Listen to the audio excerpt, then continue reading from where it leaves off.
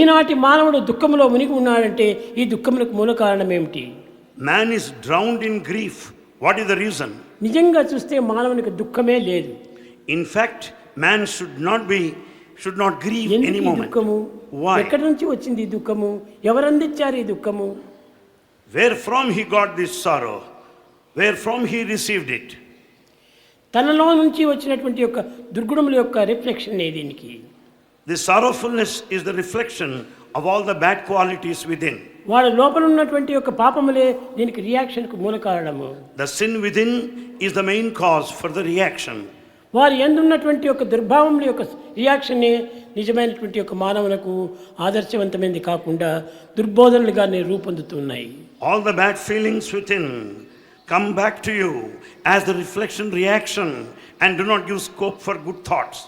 తన ఎందున్నటువంటి యొక్క దోషములే తనకు రీసౌండ్గా ప్రతిబింబిస్తున్నాయి. All the mistakes and wrong things in him would come back to him as reaction. ఏదో ఒక వ్యక్తి నన్ను ప్రక్క దూషిస్తున్నాడంటే ఆ దృష్టి కాదు నిన్ను దూషించేది, వేరొక వ్యక్తి కాదు నిన్ను దూషించేది, నీ యొక్క భావములే నిన్ను ఆ విధమైన రూపాన్ని ధరించి దూషిస్తున్నాయి. You think that the other person is critical and criticize you, but it's only your mistake within that is the mainly responsible.